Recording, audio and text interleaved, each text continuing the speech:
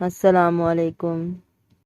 کمرے کے اندر داخل ہوتے وقت اس کی سانسیں بہت زیادہ بے ترتیب تھیں۔ دروازے کی اچھے سے کنڈی لگا کے وہ آہستہ آہستہ چلتا ہوا مصنوعی پھولوں کی سیج پر بیٹھی غزل کی طرف بڑھنے لگا۔ بہت زیادہ رگڑ کر شیو کرنے کی وجہ سے اس کے گال مزید پچکے ہوئے لگ رہے تھے۔ میٹرک فیل اقبال عرف بالی کو ابھی تک یقین ہی نہیں آ رہا تھا کہ جو کچھ وہ دیکھ رہا ہے واقعی حقیقت ہے یا پھر خواب۔ ابھی پچھلے مہینے تک اس کی شادی کے کوئی آثار نہیں تھے۔ بالی کے والدین فوت ہو چکے تھے۔ اس کی پرورش دادی نے کی تھی۔ غزل اسی گاؤں کی رہنے والی تھی، مگر بچپن ہی سے اس کے والدین شہر چلے گئے تھے، اس لیے وہ وہیں پر پلی بڑی تھی۔ بالی سے ان کی رشتہ داری نہ ہونے کی وجہ سے ان کے گھر آنا جانا بالکل نہ تھا۔ سال میں ایک آدھ بار وہ گاؤں آتی تھی، چونکہ غزل کے سارے رشتہ دار گاؤں میں رہتے تھے۔ یہیں کا رہائشی ہونے کی وجہ سے بالی نے اسے اپنی کزنوں کے ہمراہ کھیتوں وغیرہ کی سیر کرتے ہوئے دیکھا تھا۔ وہ بلا شبہ بہت حسین اور معصوم تھی۔ اسے دیکھ کر گاؤں کے شہر کے لڑکے بھی اپنانے کے لیے تیار ہو جاتے۔ سننے میں یہی آیا تھا کہ اسے ڈاکٹر بننے کا شوق تھا۔ FSC میں ٹاپ کے نمبر حاصل کرنے کے باوجود انٹری ٹیسٹ میں اس کا میرٹ نہ بن سکا تھا، جس کی وجہ سے ڈاکٹر بننے کا سپنا ادھورا رہ گیا تھا۔ کچھ دن پہلے غزل کے ابا بالی کی دادی کو آ کر ملے اور اپنی اکلوتی بیٹی کا رشتہ بالی سے کرنے کی خواہش کا اظہار کیا۔ پہلے تو دادی کو سمجھ نہیں آیا کہ غزل کا باپ ماسٹر بشیر کیا کہہ رہا ہے، کیونکہ لفنگے سے بیوقوف بالی کے ساتھ شہر کی لڑکی تو کیا، گاؤں کی ان پڑھ شبانہ بھی بیاہ کرنے کے لیے تیار نہ ہوتی۔ کہاں پڑھی لکھی بہت حسین غزل کا رشتہ آ گیا تھا۔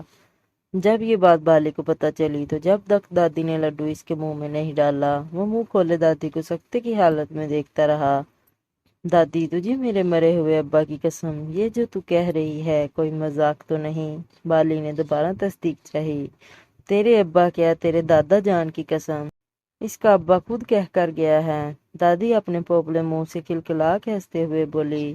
یہ سن کر بالی نے دمال کے انداز میں ناچنا شروع کر دیا۔ جب یہ بات گاؤں والوں کو پتہ چلی تو ہر کسی کا منہ کھلا کا کھلا رہ گیا تھا۔ کسی کو یقین ہی نہیں آ رہا تھا کہ ماسٹر بشیر کو ایسا کیا نظر آیا جو اس نے اپنی اکلوتی بیٹی کا رشتہ اس کے ساتھ طے کر دیا۔ گاؤں کے چودھری راب نواز کے بیٹے کو جب یہ بات پتہ چلی تو اس نے ایڑی چوٹی کا زور لگایا کہ کسی طرح ماسٹر اپنی بیٹی کا رشتہ اس کے ساتھ کر دے۔ زیور زمینیں نقدی ہر طرح کی آفر کی گئی، مگر ماسٹر نے ہر پیشکش دھتکار دی۔ سننے میں یہی آیا تھا کہ خود غزل کا باپ بھی بالی کے ساتھ رشتہ کے لیے ناخوش ہے، مگر خود غزل نے ضد کر کے اپنے والدین کو بالی کے ساتھ رشتے کے لیے راضی کیا ہے۔ چاروں ناچار ماسٹر بشیر کو اکلوتی بیٹی کی پسند کے آگے ہار ماننی پڑی۔ اس وقت دلہن کے روم میں سجی سنوری غزل کے پاس جاتے ہوئے بالی کے ہاتھ پاؤں کانپ رہے تھے۔ بیڈ کے آخری سرے پر بیٹھتے وقت وہ بہت زیادہ ڈرا ہوا لگ رہا تھا۔ اس کی مشکل خود غزل نے گھونگھٹ اٹھا کر حل کر دی۔ پہلی نظر میں ہی بالی کو اپنا آپ کا بہت کمتر لگنے لگا تھا۔ کہاں وہ کانچ کی نازک سی گڑیا اور کہاں یہ گنوار سا بالی۔ غزل جی آپ پانی پئیں گی؟ گھبراہٹ میں اور تو کچھ سمجھ نہیں آیا۔ وہ پانی لینے کے لیے اٹھنے لگا، مگر غزل نے آگے بڑھ کر اس کا ہاتھ پکڑ لیا۔ اقبال مجھے پانی نہیں چاہیے، میں تم سے کچھ اور مانگنا چاہتی ہوں۔ جھیل سی آنکھوں میں التجا تھی۔ وہ اس کی نظروں کی تپش سہ نہ پایا تھا اور جلدی سے نگاہیں جھکا لیں۔ چند لمحے موت سی خاموشی میں گزر گئے۔ بالآخر غزل نے سکوت توڑا۔ تم مجھ سے یہ نہیں پوچھو گے کہ میں نے شادی کے لیے تمہارا انتخاب کیوں کیا؟ میں چاہتی تو چودھری کے بیٹے کے ساتھ شادی کر لیتی، مگر پورے گاؤں میں مجھے تم سب سے زیادہ قابل اعتبار لگے ہو۔ تمہارے ساتھ شادی کا فیصلہ میں نے بہت سوچ سمجھ کے کیا ہے۔ بالی پہلے ہی اتنا بدحواس تھا، اوپر سے غزل کی باتیں اسے مزید پریشان کر رہی تھیں۔ تم نے سنا تو ہوگا مجھے ڈاکٹر بننے کا کتنا شوق تھا، وہ دور خلاؤں میں تکتے ہوئے بولی۔ بالی سر جھکائے خاموش بیٹھا رہا، مگر بدقسمتی سے میرا یہ خواب پورا نہ ہو سکا۔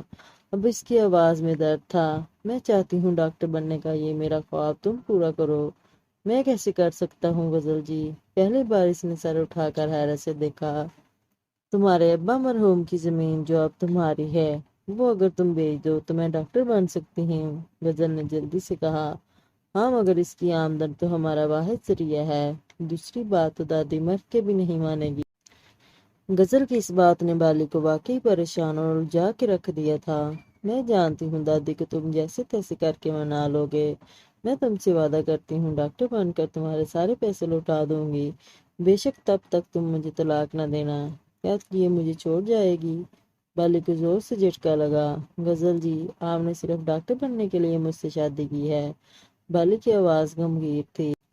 تمہارے ساتھ شادی میں نے ایک جوا سمجھ کے کھیلی ہے، یہ اب تمہارے اوپر منحصر ہے، یا تو تم زبردستی کر کے پوری زندگی مجھے گھٹ گھٹ کے مرنے کے لیے چھوڑ دو، یا میرے خواب کو پورا کرنے میں میری مدد کرو۔ غزل کے اس مطالبے نے بالی کو عجیب سے دہرائے پہ لا کھڑا کر دیا۔ تمہیں معلوم ہے میں اگر چودھری کے بیٹے کے ساتھ شادی کر کے اسے یہی بات کہتی تو اس نے بھلے سونے چاندی کے ڈھیر میرے قدموں میں لا کر رکھ دینے تھے، مگر وہ کبھی نہیں چاہتا کہ میں ڈاکٹر بنوں۔ میری ساری امیدیں اب تم سے وابستہ ہیں، پلیز میرے خوابوں کو ٹوٹنے سے بچا لو ورنہ میں مر جاؤں گی۔ غزل کی آنکھوں میں آنسو تھے۔ اللہ نہ کرے غزل جی، آپ ایسی باتیں نہ کریں، بالی نے تڑپ کر کہا۔ میں ضرور آپ کے لیے کچھ نہ کچھ کروں گا، یہ کہہ کر وہ اٹھ کر کمرے سے باہر نکل گیا۔ اس کے جانے کے بعد غزل پرسکون ہو کر سو گئی۔ دوسرے دن کی صبح بالی کے لیے معمول سی باری تھی۔ ایک تو اسے ساری رات نیند نہیں آئی تھی، دوسرا غزل نے اس کی زندگی میں آ کر بہت چال برپا کر دیا تھا۔ وہ اس کی مدد کرنا چاہ بھی رہا تھا، مگر دکھ بھی ساتھ تھا کہ غزل نے اپنی منزل تک پہنچنے کے لیے اس کا استعمال کیا۔ کچھ دنوں بعد اس نے ڈرتے ڈرتے دادی سے غزل کی خواہش کا ذکر کیا، جسے سن کر دادی کا غصہ آسمان سے باتیں کرنے لگا۔ جب بی بی نے ڈاکٹر ہی بننا تھا تو تجھ سے بیاہ رچانے کی کیا ضرورت تھی؟ دادی نے تپ کر کہا۔ دادی، ڈاکٹر بننا اس کا خواب تھا، اب وہ اداس ہے تو میں اس طرح اسے اداس نہیں دیکھ سکتا۔ بالی نے زمین پر نظریں گاڑے دیکھا۔ تو چپ ہی کر بالی، میں خود اس سے بات کرتی ہوں۔ دادی غصے سے اپنا عصا زمین پر مارتے ہوئے بولی۔ دادی، خدا کے لیے اسے کچھ نہ کہو، جو کہنا ہے مجھے کہو۔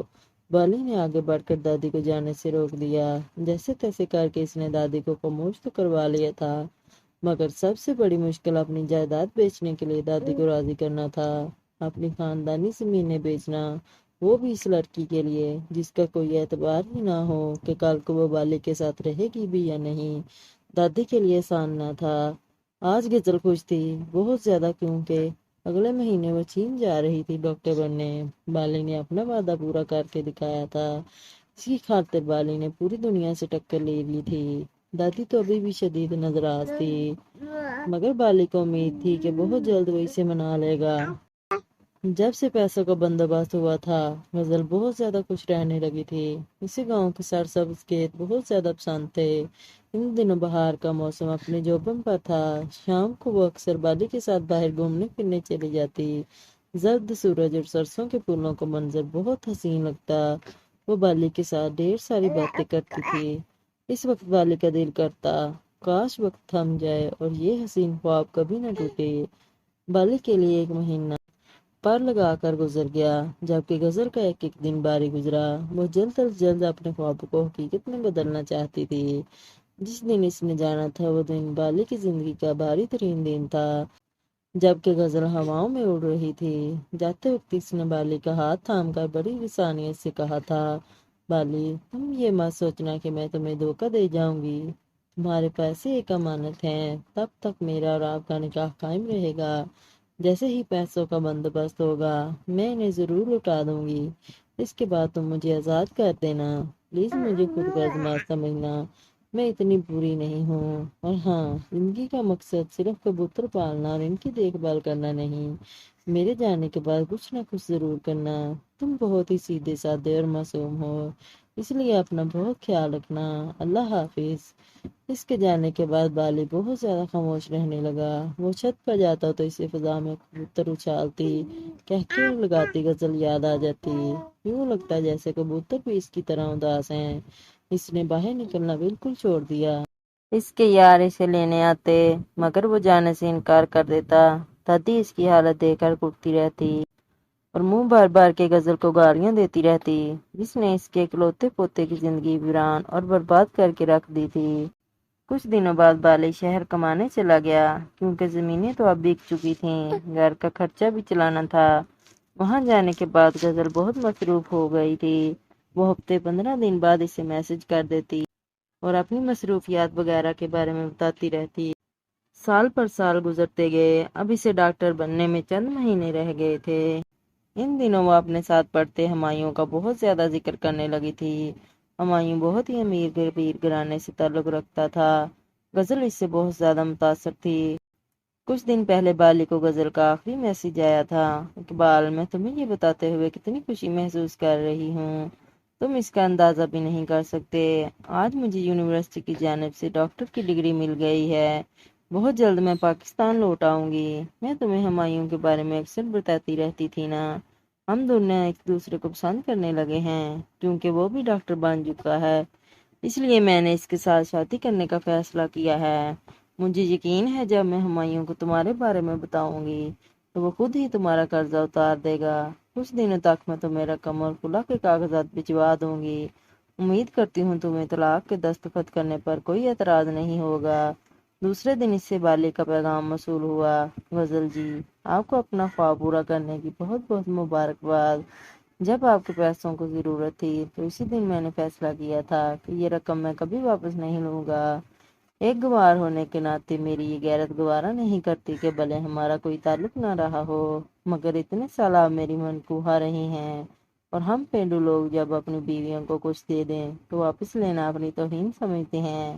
مجھے آپ سے کچھ نہیں چاہیے، آپ جب کہیں میں اس وقت طلاق پر دستخط کر دوں گا۔ نئی زندگی کی شروعات کرنے پر آپ کو ڈھیروں خوشیاں مبارک ہوں۔ ایک ہفتے بعد ڈاکیا اس کے نام کا لفافہ دے گیا۔ بالی کو یقین تھا اس میں خلا کے کاغذات ہوں گے۔ اس نے سرد جذبات کے ساتھ لفافہ کھولا۔ ڈیئر اقبال، تمہارا میسج ملا۔ یقین کرو کتنی دیر اسے پڑھ پڑھ کر روتی رہی ہوں۔ میں یہاں آ کر بہت سے لوگوں سے ملی ہوں۔ یہ سچ ہے کہ ہمایوں کی سٹائلش سی شخصیت نے مجھے بہت متاثر کیا تھا، مگر کل جب میں نے اس کا دوسرا روپ دیکھا تو مجھے یقین ہی نہیں آیا کہ یہ وہی کھلے ذہن کا ہمایوں ہے۔ وہ تو کبھی ایک شادی شدہ لڑکی کے ساتھ زندگی گزارنے کے لیے سیریس ہی نہیں تھا۔ میں تو صرف اور صرف اس کا ٹائم پاس تھی۔ اس طرح کی دوستیاں تو اس کی دوسری لڑکیوں کے ساتھ بھی تھیں۔ یہ تو میں بے وقوف تھی جو اسے پانے کی خواہش لے کر بیٹھ گئی تھی۔ اس نے مجھے دھتکارا تو تب مجھے اس تکلیف کا اندازہ ہوا جو میں نے تمہارے جذبات کے ساتھ کھیل کر تمہیں دی تھی۔ اقبال، یہاں پر لوگوں کے کئی روپ ہیں۔ انہوں نے دولت، فریب اور جھوٹ کے ذریعے خوبصورتی کا لبادہ اوڑھا ہوا ہے، اندر سے ان کا حقیقی چہرہ بہت بدصورت ہے، بہت زیادہ۔ یہاں پر میرا تعلق ہر قسم کے لوگوں سے رہا۔ یقین کرو کوئی بھی مجھے تمہاری طرح مخلص اور وفادار نہیں ملا۔ میں اپنی غلطیوں پر تم سے شرمندہ ہوں، ہو سکے تو مجھے معاف کر دینا۔ اگلے جمعہ میری پاکستان کی فلائٹ ہے۔ امید ہے خود غرض اور اپنی منزل سے بھٹکی ہوئی بیوی کو واپس لانے تم ضرور آؤ گے۔ صرف اور صرف تمہاری ڈاکٹر غزل اقبال۔ خط پڑھ کر صوبر سے اقبال نے چشمہ اتار کر میز پر رکھ دیا۔ غزل کے جانے کے بعد اس نے زندگی میں بہت زیادہ دھکے کھائے تھے۔ ان مشکلات نے اسے کندن بنا کر کامیابی کا راستہ دکھایا تھا۔ شہر کے سب سے بڑے شو روم کے مالک نے کبھی سوچا بھی نہیں تھا کہ غزل کے ساتھ یک طرفہ محبت اسے کمزور بنانے کی بجائے اتنا مضبوط کر دے گی کہ چند سالوں میں وہ دنیا کو اپنی مٹھی میں قابو کر لے گا۔ مہنگی ترین گاڑی میں سوٹڈ بوٹڈ سا اقبال ہاتھ میں پھول لے کر جب ایئرپورٹ پہنچا تو غزل ابھی تک باہر نہیں آئی تھی۔ یہ سوچ کر اقبال کے چہرے پر ایک دل آویز مسکراہٹ تھی کہ جب چند لمحوں بعد پینڈو سے بالی کا خاکہ آنکھوں میں سے جائے، غزل باہر نکل کر اسے ڈھونڈ رہی ہوگی تو کتنا فنی منظر ہوگا۔